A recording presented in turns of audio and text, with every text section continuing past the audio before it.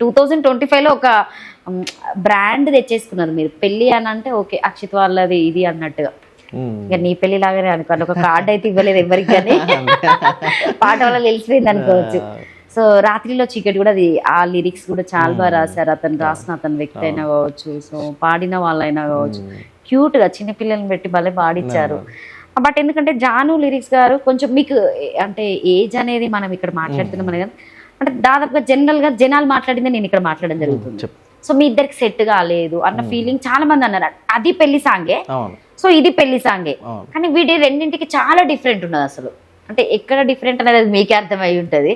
అంటే ఎవరైనా చెప్పుంటారా ఈ పాటకి నువ్వు న్యాయం చేయవచ్చు, తను వర్క్ చేసినా కూడా తన వర్క్ తను న్యాయం చేస్తుంది, కానీ జనాలు చూసే వాళ్ళకి మీరు ఇద్దరు చాలా నీట్గా అబ్బా వీళ్ళు బాగుంది, వీళ్ళ పేరు బాగుంది, వీళ్ళది మళ్ళీ మళ్ళీ చూస్తే బాగుంటుంది అన్నట్టుగా ఉండాలి. పార్ట్ 1 పార్ట్ 3 కూడా వెయిట్ చేసే వాళ్ళు ఉంటారు.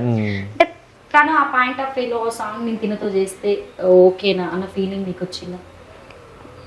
అంటే ఇప్పుడు మీరు అన్నట్టు నేను కామెంట్స్ చూసిన, ఓకే నాకు చెప్పిళ్ళు కూడా చెప్పిళ్ళు, కానీ అక్కడ సరే అదంతా పక్కన పెడితే, సరే చూడ్డానికి అదంతా పక్కన పెడితే, ఆ సాంగ్కి నా పాత్రలో నేను న్యాయం చేసిన, తన పాత్రలో తను న్యాయం చేసిందా, సాంగ్ అంతా మేము సాటిస్ఫై చేసినామా, ఎక్స్ప్రెషన్స్ కరెక్ట్ ఇచ్చినామా, అంత కరెక్ట్ చేసుకున్నామా లేదా అనేది చూస్తే 100% మేము బెస్ట్ ఇచ్చినాం.